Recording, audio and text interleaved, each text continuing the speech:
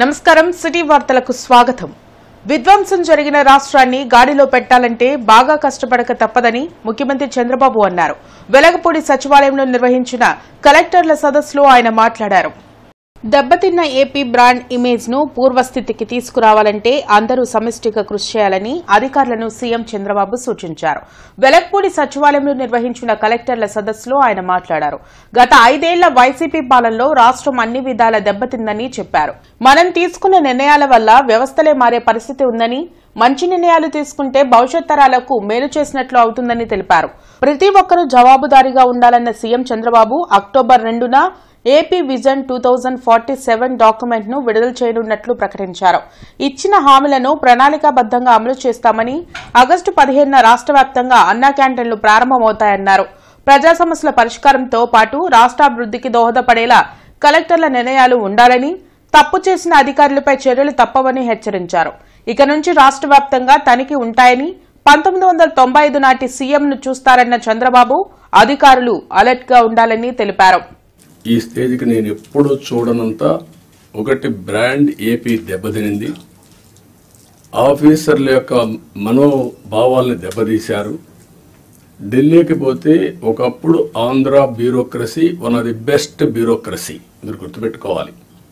ఈరోజు మనం చూస్తూ ఉంటే ఆంధ్ర ఆఫీసర్స్ అంటే ఢిల్లీలో కూడా అన్టచబుల్స్ కింద వీళ్ళు ఏమి చేయలేరు అనే పరిస్థితికి వచ్చారు.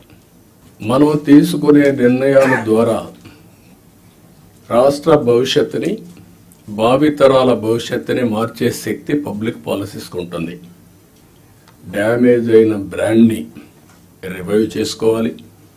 అదే సమయంలో మళ్ళీ ఆంధ్ర అడ్మినిస్ట్రేషన్ అంటే వన్ ఆఫ్ ది బెస్ట్ అడ్మినిస్ట్రేషన్గా మనం నిరూపించుకోవాల్సిన అవసరం ఉంది. మనందరి బాధ్యత యాజ్ ఎ లీడర్, నా రెస్పాన్సిబిలిటీ అందరి పర్ఫార్మెన్స్ అనలైజ్ చేసుకొని రైట్ మ్యాన్ రైట్ పొజిషన్లో పెట్టి తద్వారా మెరుగైన పాలన ప్రజలకు అందించడం ఒక చీఫ్ మినిస్టర్గా, ఒక డిప్యూటీ చీఫ్ మినిస్టర్గా మా బాధ్యత. దానికి మేము కట్టుబడి ఉంటాం. దాన్ని కూడా ఎప్పటికెప్పుడు అనలైజ్ చేసుకుంటాం. బలోపేతమైన వ్యవస్థలను గత ప్రభుత్వం ఆటబొమ్మలుగా మార్చిందని డిప్యూటీ సీఎం పవన్ కళ్యాణ్ అన్నారు. కలెక్టర్ల సదస్సులో పాల్గొన్న డిప్యూటీ సీఎం సమావేశాన్ని ఉద్దేశించి మాట్లాడారు. పాలన ఎలా ఉండకూడదో గత 5 ఏళ్ల పాలన తెలియజేసిందని తెలిపారు. గ్రామ పంచాయతీలను బలోపేతం చేసే దిశగా అడుగులు వేస్తున్నట్లు చెప్పారు. ఈ ఏడాది 5,40,00,000 గృహాలకు త్రాగునీరు అందించడమే లక్ష్యంగా పెట్టుకున్నట్లు వివరించారు. గుంటూరు, కర్నూలు, పశ్చిమ గోదావరి జిల్లాలో ఫారెస్ట్ కవర్ పెంచే ప్రయత్నం చేయనున్నట్లు డిప్యూటీ సీఎం తెలిపారు. సీఎం చంద్రబాబు విజన్తో రాష్ట్రాన్ని అభివృద్ది పథంలో తీసుకెళ్లేందుకు అధికారులంతా సమిష్టిగా పనిచేయాలని పవన్ కళ్యాణ్ కోరారు. ఇన్ని దశాబ్దాలుగా ఇప్పుడు ఆంధ్రప్రదేశ్, ఉమ్మడి ఆంధ్రప్రదేశ్ కానీ విభజిత ఆంధ్రప్రదేశ్ కానీ ఎప్పుడు ఇంత ఇబ్బంది పడలేదు. గత 5 ఏళ్లుగా ఆంధ్రప్రదేశ్లో పాలన ఎలా ఉందో చూశారు. గతంలో చాలామంది నా సన్నిహితులు, సహచరులు కొంతమంది చెప్తా ఉన్నారు, ఇదివరకు ఆంధ్రప్రదేశ్లో పనిచేయాలి బ్యూరోక్రాట్స్ అని అనుకున్న ఐఏఎస్లు కానీ ఐపీఎస్లు కానీ ఎనీ సర్వీసెస్ నుంచి పోటీ పడేవాళ్ళం.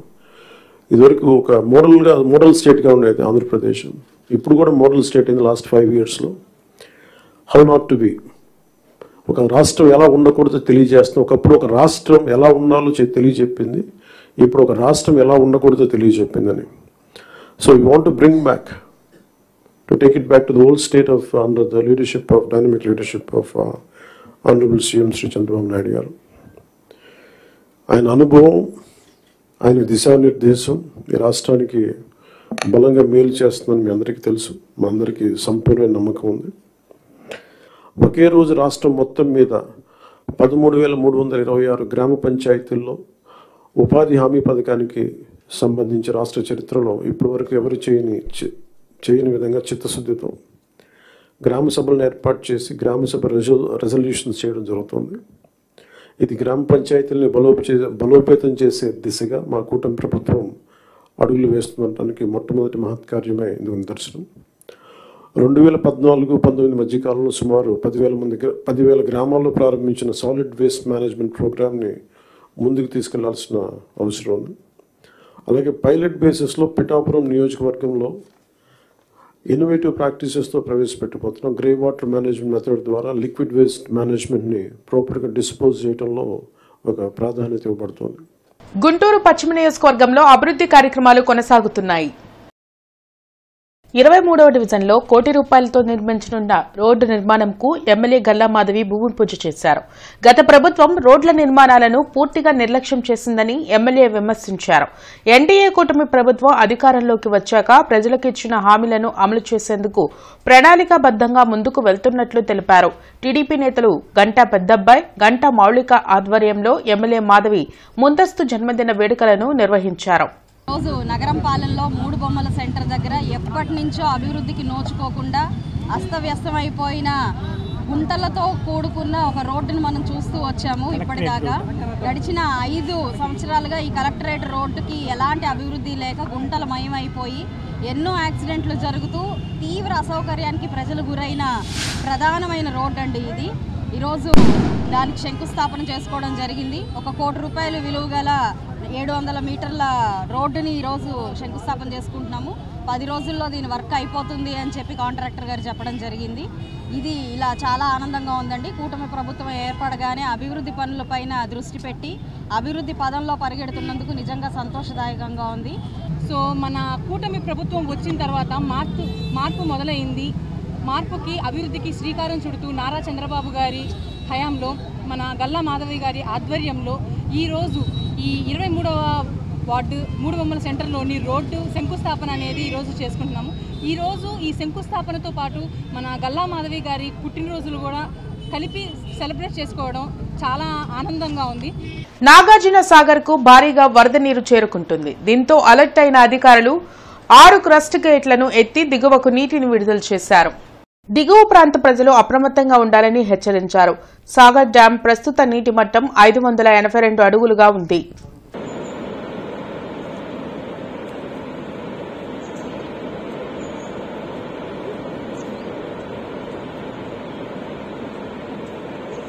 జిల్లా కలెక్టర్ నిర్వహించిన ప్రజా సమస్యల పరిష్కార వేదిక కార్యక్రమంలో బాధితులు పెద్ద సంఖ్యలో పాల్గొని వినతి పత్రాలను అందజేశారు. జిల్లా కలెక్టర్ కార్యాలయం వద్ద జరిగిన ప్రజా సమస్యల పరిష్కార వేదిక కార్యక్రమంలో బాధితుల నుండి వినతి పత్రాలను స్వీకరించిన జిల్లా కలెక్టర్ సమస్యలు పరిష్కరించాలని సంబంధిత అధికారులను ఆదేశించారు. ఆదివాసీ దినోత్సవాన్ని రెవెన్యూ కళ్యాణ మండపంలో కాకుండా అడవి తక్కలపాడులోని గిరిజన భవనంలో నిర్వహించాలని లంబాడి హక్కుల పోరాట సమితి అధ్యక్షులు చంద్రనాయక్ జిల్లా కలెక్టర్కు వినతి పత్రం అందజేశారు. లాల్పురానికి చెందిన జల్ది మోహన్ రావుకు చెందిన ఇంటి స్థలాన్ని మొగలిపి అన్నపూర్ణ అనే మహిళ అక్రమ రిజిస్ట్రేషన్ చేయించుకుని తమ స్థలాన్ని ఆక్రమించుకున్నట్లు చెప్పారు. వీరికి లాల్పురం వీఆర్ఓ కూడా సహకరిస్తున్నారని ఆరోపించారు. జిల్లా కలెక్టర్ స్పందించి చర్యలు తీసుకోవాలని కోరారు. దయచేసి మరి ఈ ఎస్సీ ఎస్టీ భూములు కాపాడవలసిందిగా మరీ కోరుకుంటున్నాం. అలాగనే చల్లవారిపాలెం ఈఆర్ఓ గారు దొంగ సర్టిఫికేట్ ఇచ్చి దాన్ని దొంగ రిజిస్ట్రేషన్ చేయిస్తే అది మాది అంటున్నారు. ఆ రిజిస్ట్రేషన్ కూడా చెల్లదు. ప్రభుత్వ భూమి ఎవరిదైతే ఇల్లు కట్టించారో వాళ్ళకి అవుతుంది, కానీ వాళ్ళు దొంగ రిజిస్టర్ చేసుకుంటే చెల్లదు అని తహసీల్దార్ గారు, ఈఆర్ఓ గారు, కలెక్టర్ గారు అన్నారు. దయచేసి మరి లాల్పురంలో మా ప్లాట్లకి అన్యాయం జరిగిందని కలెక్టర్ గారు, జాయింట్ కలెక్టర్ గారు, ఆర్డీఓ గారు అందరూ ఎంక్వైరీ చేసి మా స్థలంలో కాళ్ళు రానికుండా మరీ కోరుకుంటున్నాం. భారతదేశంలో ప్రపంచ దేశాల్లో మరి ఆదివాసుల యొక్క సంస్కృతి సాంప్రదాయాలు కాపాడుకోవడం కోసం ఆ యొక్క కార్యక్రమాన్ని నిర్వహిస్తూ ఉన్నాం. దాని ప్రక్కనే ఉన్నటువంటి గిరిజన సంక్షేమ గురుకుల హాస్టల్లో మోకాళ్ళలోతున్న నీళ్లు ఉండి పిల్లలు ఉండడానికి ఎలా ఆ యొక్క గడ్డి మురికి వాసనతో ఎటువంటి దోమలు కానీ, డయేరియా కానీ, మలేరియా వచ్చినా కానీ ఎటువంటి సైడ్ ఎఫెక్ట్ మందు కొట్టకుండా నేటికి మేము అధికార యంత్రాంగానికి మరి ఇప్పుడున్నటువంటి ఎమ్మెల్యే గారి దృష్టికి తీసుకెళ్ళినా కానీ ఆ గిరిజనులే కదా అని చెప్పేసి ఒక ఆవేశనతోటి అది తక్కువగా ఉంచడం జరిగింది. దయచేసి ఆయా ప్రాంతాల్లో మేము అధికార యంత్రాంగానికి గిరిజన భవనంలో అంతర్జాతీయ ఆదివాసీ దినోత్సవం జరపాలని, ఆ గిరిజన గురుకుల పాఠశాలలో తాత్కాలికంగా గ్రావెల్స్ చేసి మా పిల్లలు చదువుకునేటువంటి వాతావరణాన్ని కల్పించాలని చెప్పేసి ఈరోజు మేము అధికారిని కలవడం జరుగుతూ ఉంది. ఎస్పీ కార్యాలయంలో ప్రతి సోమవారం జరిగే ప్రజా సమస్యల పరిష్కార వేదిక కార్యక్రమంలో బాధితులు పెద్ద సంఖ్యలో పాల్గొని వినతి పత్రాలను అందజేశారు. బాధితుల నుండి ఫిర్యాదులను స్వీకరించిన ఎస్పీ సమస్యలను పరిష్కరించాలని సంబంధిత అధికారులను ఆదేశించారు. తెనాలికి చెందిన విజయ్ కుమారి 2012లో తన అన్న విజయ్ కుమార్ వద్ద ఇల్లును కొనుగోలు చేశారు. ఇంటిని కొనుగోలు చేసిన అనంతరం ఆ ఇంటిని తనకే అద్దెకు ఇచ్చారు. అదే ఇంట్లో ఉంటున్న విజయ్ కుమార్ ఇప్పుడు ఇల్లు ఖాళీ చేయమంటే చేయకుండా బెదిరిస్తున్నారని జిల్లా ఎస్పీకి ఫిర్యాదు చేశారు. విజయ్ కుమార్తో ఇంటిని ఖాళీ చేపించి తమకు అప్పగించాలని ఎస్పీని కోరారు. 65 లక్షలకి ఇల్లు కొనుక్కుంటే 60 లక్షలకు అమ్మమంటున్నాడండి. నువ్వు అమ్మకపోతే నిన్ను చంపైనా తీసుకుంటా, ఎందుకంటే ఈ ఊర్లో నీకు దిక్కు నేనే. అంటే వాస్తవానికి మాకెవరు తెలియదండి, మేము ఫారెన్లోనే ఉన్నాం కాబట్టి వాడే నాకు దిక్కు. బయటికి వెళ్ళాలంటే భయం అండి, పిల్లల్ని చదివించాలంటే భయం. మేము కనీసం ఏ పని చేసుకోవటానికి లేదు, ఎక్కడికి వెళ్ళటానికి లేదు. మీరు వాకప్ చేసుకోండి, ఎక్కడికి బయటకు వెళ్ళినా నలుగురు ఒకసారి వెళ్తాం సార్, నలుగురు ఒకసారి వస్తాం. అలాంటి భయంలో బ్రతుకుతున్నాను సార్. వెళ్ళిపోమంటాడు ఊర్లో నుంచి, ఈ దేశంలోంచి వెళ్ళిపోమంటాడు. నీ దిక్కున్న చోట చెప్పుకోవాలి. మీకేం కావాలి సార్? నాకు ప్రాణహాని, నాకు నా భర్తకి పిల్లలకి ప్రాణహాని, నాకు ఆ ప్రొటెక్షన్ కావాలి, నా ఇల్లు కూడా నాకు కావాలి. మీరు అక్కడికి వెళ్ళి ఎంక్వైరీ చేసుకున్నా అతనే ఉన్నాడు ఇంట్లో. మీరు పేపర్లు చూడండి, ఇది నా ఇల్లు కదా సార్, నేను అద్దెకుండేటివేంటి? నా ఇంట్లో వాడు, కిందింట్లో కూతురు ఉండేటివేంటి సార్? జీవో నంబర్ 77ను రద్దు చేయాలని డిమాండ్ చేస్తూ ఏబీవీపీ నాయకులు జిల్లా కార్యాలయాన్ని ముట్టడించారు. జిల్లా కలెక్టర్ కార్యాలయం ముందు ఏబీవీపీ నాయకులు ధర్నా చేసి నిరసన తెలిపారు.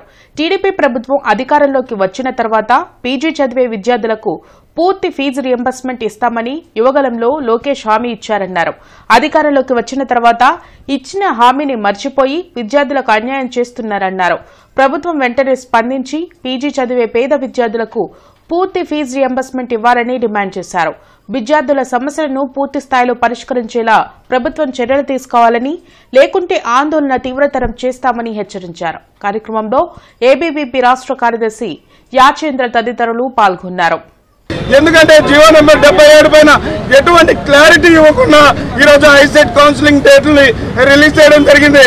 ఈ యొక్క ప్రక్రియను కూడా పూర్తి చేస్తున్న క్రమంలో అఖిల భారతీయ విద్యార్థి పరిషత్ జీవో నెంబర్ 77ను వెంటనే రద్దు చేసి రాష్ట్రంలో ఉన్నటువంటి పూర్తిగా పీజీ విద్యార్థులకి ఫీజు రియంబర్స్మెంట్ కల్పించాలని అఖిల భారతీయ విద్యార్థి పరిషత్ డిమాండ్ చేస్తున్నది. స్కీమ్, కాంట్రాక్ట్, అవుట్సోర్సింగ్ ఉద్యోగులను అక్రమంగా తొలగించడాన్ని వ్యతిరేకిస్తూ సిఐటియు ఆందోళనకు దిగింది. జిల్లా కలెక్టర్ కార్యాలయం వద్ద సిఐటియు ఆధ్వర్యంలో కాంట్రాక్ట్ అవుట్సోర్సింగ్ ఉద్యోగులు ధర్నా చేసి నిరసన తెలిపారు. యానిమేటర్లు, ఆర్పీలు, అంగన్వాడీలు, ఆశా వర్కర్లు, మధ్యాహ్న భోజన కార్మికులు, ఫీల్డ్ అసిస్టెంట్లు తదితర స్కీమ్ వర్కర్లు, కాంట్రాక్ట్ అవుట్సోర్సింగ్ ఉద్యోగులపై రాజకీయ వేధింపులు, అక్రమ తొలగింపులను ఆపాలని డిమాండ్ చేశారు. రాష్ట్ర ప్రభుత్వం అధికారంలోకి వచ్చిన నాటి నుండి అన్ని రకాల స్కీమ్ వర్కర్లను తొలగించడం సరికాదన్నారు. ఇలాంటి చట్టవిరుద్దమైన చర్యలను ప్రభుత్వం మానుకోవాలని హితవు పలికారు. ఉద్యోగులపై రాజకీయ వేధింపులు మానుకోకుంటే ఆందోళన తీవ్రతరం చేస్తామని హెచ్చరించారు. వీళ్ళకి రాష్ట్ర ప్రభుత్వం అధికారంలోకి రాకముందు మేము అధికారంలోకి వస్తే సంక్షేమ పథకాలన్నీ కొనసాగిస్తామనేటువంటి వాగ్దానం చేసింది. అటువంటి దాని మీద ఇంతవరకు ఏ రకమైనటువంటి నిర్ణయం చేయలేదు. ఈ అధికారంలోకి వచ్చిన తర్వాత కూడా కొంతమంది ఆశా వర్కర్లు, అంగన్వాడీలు వీళ్ళకి విడో పెన్షన్ని రద్దు చేస్తున్నటువంటి నేపథ్యం ఉంది. అటువంటిది వాళ్ళకి సంక్షేమ పథకాలు అమలు చేయటం అనేటువంటి పక్కన పెట్టేసి ఉన్న ఉద్యోగాన్ని తీసిపారేయటం అనేటువంటిది వాళ్ళని హత్య చేయడంతో సమానమని సిఐటి భావిస్తూ ఉంది. అందుకనే దీన్ని మేము ప్రతిఘటించి తీరతాం. ప్రభుత్వం పైనేమో చంద్రబాబు నాయుడు, లోకేష్ గారు మేము ఎవరిని తొలగించమని చెప్తున్నారు. గతంలో కూడా అనేక సందర్భాలు ఈ రకమైనటువంటి పోరాటాలు చేసి ప్రతిఘటించాం. ఇది కూడా భవిష్యత్తులో ఆ రకంగా ప్రతిఘటిస్తామని చెప్పేసినట్లు తెలియజేస్తాం. ఎస్సీ వర్గీకరణ తీర్పును స్వాగతిస్తూ ఎంఆర్పీఎస్ లీగల్ సెల్ నాయకులు సంబరాలు చేశారు. ఎస్సీ వర్గీకరణ తీర్పును స్వాగతిస్తూ మాదిగ లాయర్స్ ఫెడరేషన్ ఆధ్వర్యంలో జిల్లా కోర్టు వద్ద ఎంఆర్పీఎస్ అధ్యక్షుడు మందకృష్ణ మాదిగ చిత్రపటానికి పాలాభిషేకం నిర్వహించారు. ఎస్సీ వర్గీకరణ కోసం మందకృష్ణ మాదిగ 25 సంవత్సరాలుగా పోరాటం చేశారన్నారు. ఎస్సీ వర్గీకరణ చేస్తూ సుప్రీంకోర్టు తీర్పు ఇవ్వడం సంతోషకరమన్నారు. వర్గీకరణకు సహకరించిన ఎన్డీఏ కూటమి ప్రభుత్వానికి కృతజ్ఞతలు తెలిపారు. కార్యక్రమంలో రాష్ట్ర అధ్యక్షులు జీవా, కిషోర్, చంద్రశేఖర్, కుమార్ తదితరులు పాల్గొన్నారు. సుప్రీంకోర్టు వారికి ధన్యవాదాలు తెలియజేస్తా ఉన్నా. అదేవిధంగా మాకు సహకరించిన ఎన్డీఏ కూటమి అయిన నారా చంద్రబాబు నాయుడు గారికి, అదేవిధంగా మోడీ గారికి, అదేవిధంగా ఉప ముఖ్యమంత్రి అయిన పవన్ కళ్యాణ్ గారికి కూడా ప్రత్యేక ధన్యవాదాలు తెలియజేస్తా ఉన్నా. అదేవిధంగా మా యొక్క చిరకాల మంచను కలను నెరవేర్చిన ఎన్డీఏ ప్రభుత్వానికి మేము మా జీవితాంతం రుణపడి ఉంటామని కూడా తెలియజేస్తా ఉన్నాం. దీనికోసం అనేక సంవత్సరాలుగా దశాబ్దాలుగా కష్టపడుతున్నటువంటి మందా కృష్ణమాదిగ గారిని ఇతర సోదరులందరినీ కూడా అభినందనలు తెలియజేస్తున్నారు. దీనికోసం భారతీయ జనతా పార్టీ మొదటి నుంచి కూడా మద్దతు తెలియజేస్తూ ఎంఆర్పిఎస్కి అనుకూలంగా ఉంది. అదేవిధంగా ఈ సుప్రీంకోర్టు తీర్పుని చట్టసభల్లో ఏ విధంగా అయితే దాన్ని చేయాలో ఆ చట్ట సంబంధించినటువంటి కార్యకలాపాలన్నీ కూడా భారతీయ జనతా పార్టీ ముందుండి నడిపిస్తుందని చెప్పి పార్లమెంట్లో అమెండ్మెంట్ కావచ్చు, ఇక్కడ రాష్ట్రాల్లో కావాల్సినటువంటి న్యాయబద్ధమైనటువంటి ప్రక్రియను అంతా కూడా ముందుకు తీసుకుపోవడానికి భారతీయ జనతా పార్టీ పూర్తి స్థాయిలో మద్దతు తెలియజేస్తుంది. అరండల్పేటలోని అష్టలక్ష్మి అమ్మవారి దేవాలయంలో శ్రావణ మాసం ప్రారంభం సందర్భంగా అమ్మవారికి ప్రత్యేక పూజలు నిర్వహించారు. నెల రోజుల పాటు జరిగే కోటి కుంకుమార్చన పూజల్లో భక్తులు విశేషంగా పాల్గొనాలని ఆలయ అర్చకులు ప్రసాద్ కోరారు. ప్రతి మంగళవారం విశేష పూజను అమ్మవారికి నిర్వహించనున్నట్లు తెలిపారు.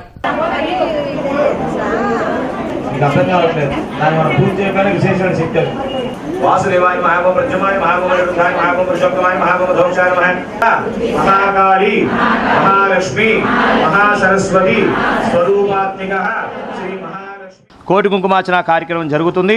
మరి ఈ రోజున మొదటి రోజు ఉదయం గణపతి పూజ, గోపూజతో మరి శ్రీచక్ర మహామేరికి అభిషేకం ప్రారంభించి మరి ఈ నెల రోజులు కూడా ఈ కోటి కుంకుమార్చన మరి ప్రజలందరికీ కూడా అమ్మవారి అనుగ్రహం ఉండాలని కోరికతో సంకల్పం చెప్పి ప్రారంభించాము.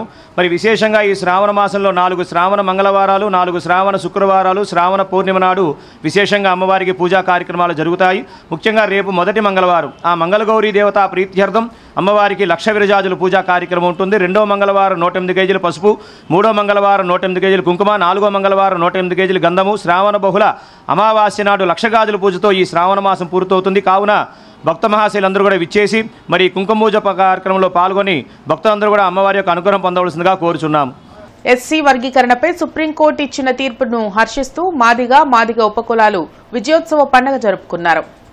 సంజీవనగర్ సెంటర్లో జరిగిన ఈ కార్యక్రమంలో ఎంఆర్పీఎస్ నేతలు పాల్గొన్నారు. ఏబీసీడీ వర్గీకరణ రాష్ట్రాలు తగిన విధంగా చేసుకోవచ్చని ఇచ్చిన సుప్రీంకోర్టు 7 న్యాయమూర్తుల ధర్మాసనం తీర్పును స్వాగతిస్తున్నట్లు వారు తెలిపారు. చాలా మంది ఉద్యోగాల దాకా వృక్షాలు దొరుకుతూ ఉన్నారు, ఆటోలు తోరుకుంటా ఉన్నారు, వడ్రంగి పనులు చేసుకుంటా ఉన్నారు. ఎక్కడ జరుగుతుంది న్యాయం? అదే వర్గీకరణ చేసి చదివిన పిల్లలు ఉద్యోగాలు వచ్చేది కదా. కానీ మీరు కూడా అర్థం చేసుకోవాలి, వర్గీకరణ సపోర్ట్ చేయాలి. ఖచ్చితంగా మన లక్ష్యం ఏంటి? రాజ్యాధికారం. మాలా మాదిగులు ఎస్సీ లక్ష్యం ఏంటి? రాజ్యాధికారం. రాజ్యాధికార దిశగా మనందరం కలిసి పోరాటం చేద్దాం. వర్గీకరణ కాదు మనకు కావాలి, వర్గీకరణ అది మాదిగలకు అవసరం అని ఈ సందర్భం అర్థం చేసుకుని తెలియపరుస్తూ ఎంతో మంది మాదిగ బిడ్డలు డాక్టర్లు, ఇంజనీర్లు అయ్యారంటే ఈరోజు ఈ రిజర్వేషన్ పోరాట సమితి అయితే ఈ పోరాటంలో అమరులు, అసలు వాసిన అమరులు ఉన్నారు 22 మంది త్యాగఫలము. అలాంటిది ఈరోజు మంద కృష్ణ గారు 1994లో ఈ ఉద్యమాన్ని పోరాటం ప్రారంభించి నిన్న సాధించిన 2000 ఈరోజు 24 అంటే 30 సంవత్సరాలు కష్టం. ఈరోజు ఆ కష్టాన్ని ప్రతిఫలమే ఈ ఎస్సీ వర్గీకరణ అని చెప్పేసి మేము సభాముఖం తెలియజేసుకుంటూ ఈ కార్యక్రమాన్ని మేము అంటే ఎందుకు చెప్తున్నామంటే దీన్ని చాలా పండుగ, ఇది పండుగ అని చెప్పేసి మాదిగలకి గొప్ప పండుగ అని చెప్పేసి ఇవి ఇప్పటివరకున్న వార్తా వివరాలు. మరికొన్ని వార్తా వివరాలతో మళ్ళీ కలుద్దాం. అంతవరకు సెలవు. నమస్కారం.